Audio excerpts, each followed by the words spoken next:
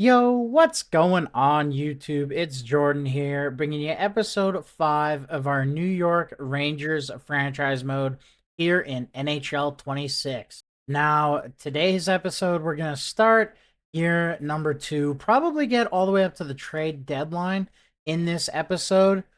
Just a quick refresher here on what the lines are going into it. So, remember, we won the draft lottery. We get to draft Gavin McKenna. So now we've got this franchise winger in our system, and he's going to be playing with JT Miller and Jason Robertson. JT Miller, definitely somebody I'm looking to get rid of. He's got one more year with a full no move before he gets a modified no trade clause. So we'll probably be trading him after the draft in the offseason episode. And Jason Robertson, we brought him in from the trade with Dallas. I don't exactly remember the trade, but we brought him in from the trade. I think it's going to be good. Uh, he's only signed for 3 years, but we're definitely going to keep him around longer than that. I believe that him and McKenna are going to be the building blocks for the forward core that's going to win this team a Stanley Cup. And the only other thing, we've got Tija Ginla here. We brought him in from Utah in the Panarin trade. We've got him down in the AHL, and we're actually going to leave him there. I know he's listed as a depth forward. He's 80 overall. He's not listed as a third line scoring forward. So instead of just rushing him, let's give him a year to adapt to pro hockey. He can play with Sikora and Wolanski and really lead the charge down here and get some much needed growth. And then we've got to make sure we get Cole Baudouin in the lineup. So this is what we'll do now that we have Baudouin in the lineup. He can center the second line with Laba on the wing and Ivan on that line as well. Defensively, we don't have that many prospects. Actually, I'm pretty sure I was supposed to sign some AHL defensemen. I'm going to go ahead and do that now before we start the sim because I definitely forgot I was supposed to do that. And I think in the NHL we should be all right. Again, Boyum, Morrow, and Moy, these are young guys that we're trying to really build around for the future, and Shesterkin in the net with Ingram being the backup. There we go. Went ahead and signed 3 or 4 guys. We got Himo Salami, Tomisto, and Trudeau. And then the scratches now we signed Guriev as well. And then Dorrington is also a scratch. Just gives us a little bit more defensive depth, right? We want to make sure we've got a decent team down there in Hartford, as well as if any injuries occur, that there are capable players to step in and take the spots. And without further ado, here we're just gonna start the season off. We'll get the first month done right away. We've got this conversation with Mike Sullivan, who that's another conversation that we're gonna have to have is how long do we keep Mike around? He says this team is good enough to make the playoffs. I'll agree as to not ruin the morale, but for me, I don't think we are, and I don't really care if we do. We obviously want a good pick. We're most likely going to be sellers at the deadline. Let's focus on that team bonding. I think the things that really stand out that would make people think, oh, we must be buyers or oh, like we must be a playoff team is definitely Adam Fox and Shesterkin. And we can't trade those guys. We don't want to trade those guys. Again, the 2 year retool, right? 2 to 3 years, and then we want to win now.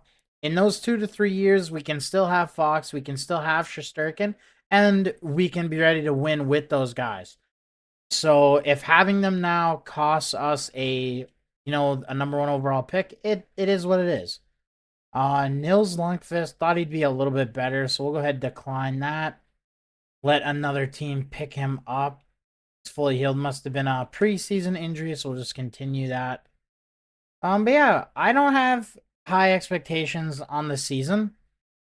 Already, we've got a defensive injury. We'll just go ahead and replace the player right away.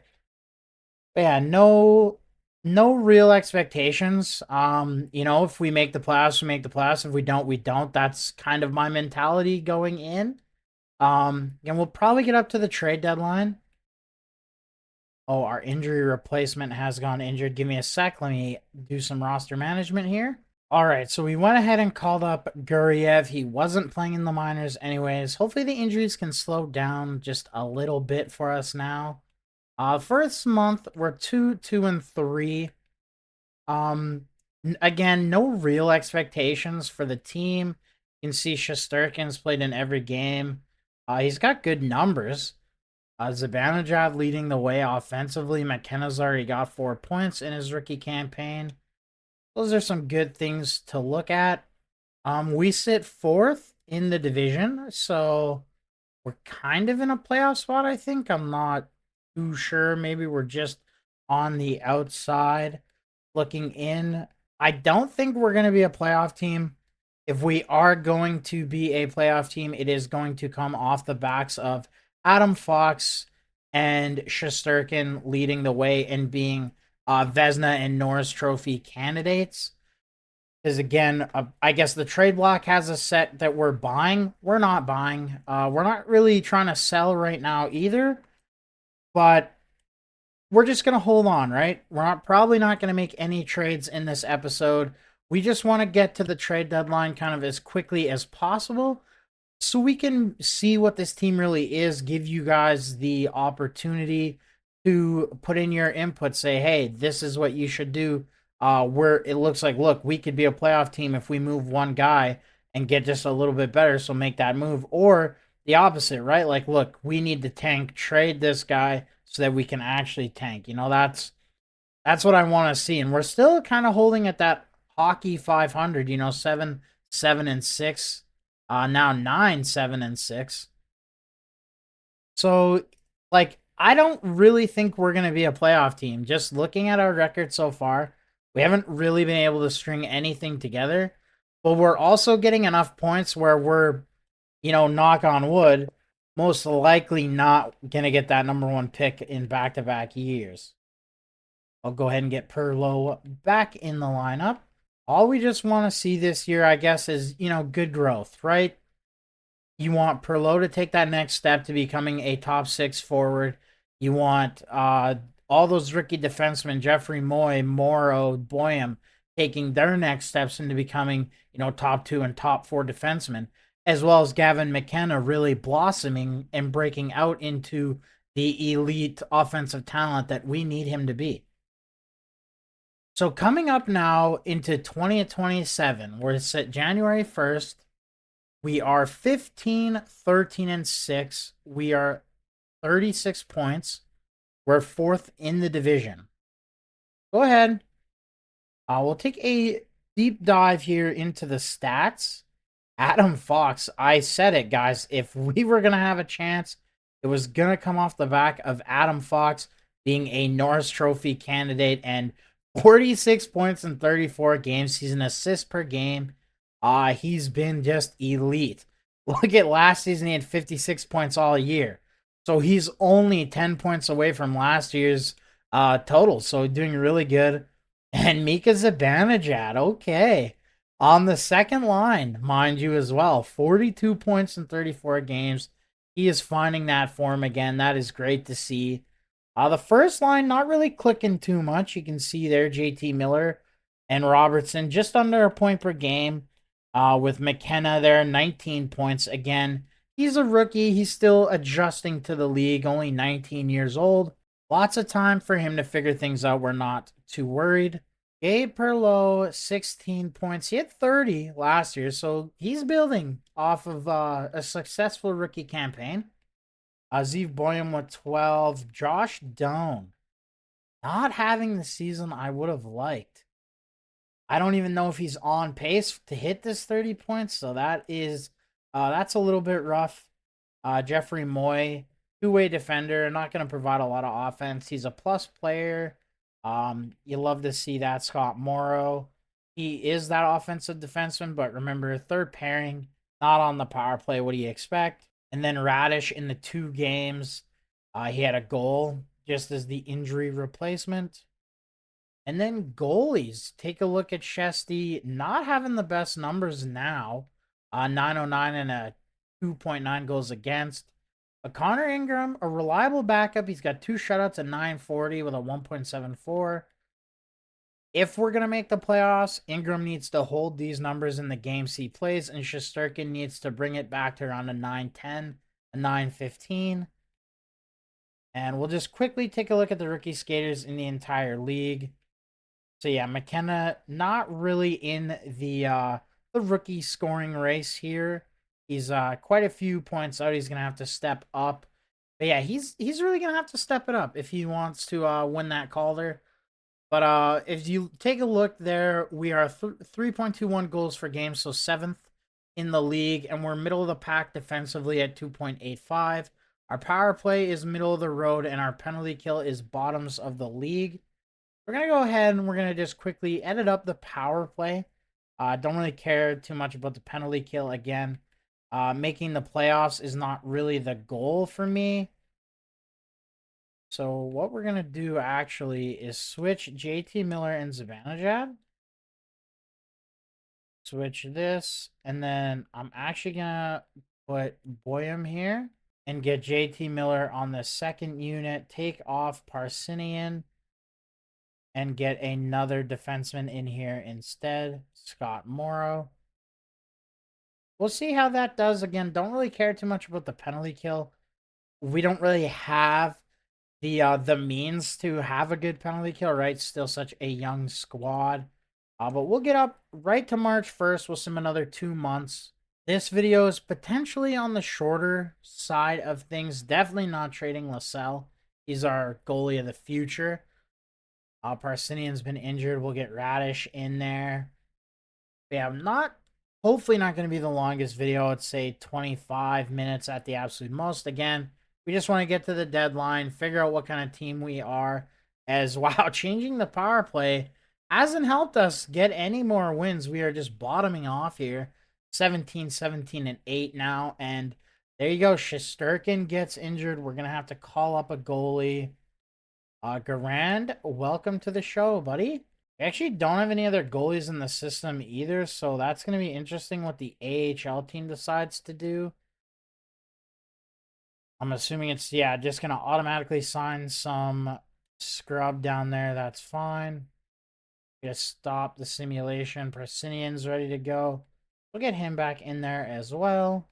There we go. 18, 18, and 8. Let's get the sim going again. I thought we were going to have the glitch where it put us on the AHL team.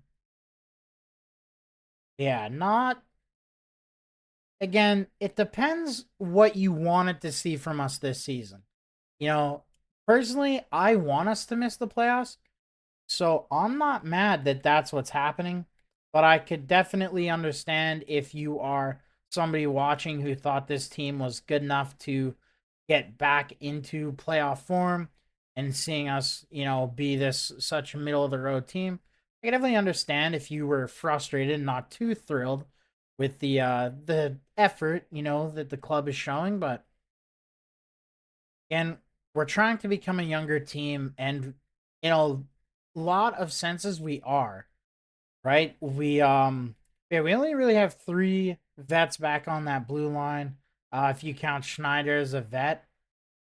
Oh my goodness, Shesterkin gets injured again just as he's coming back. The roster management here now. I gotta call Garand back up because I had to send him down to fit Shesterkin on the roster in the first place. So that's fantastic here. I think that losing Shesterkin's kind of calling the season,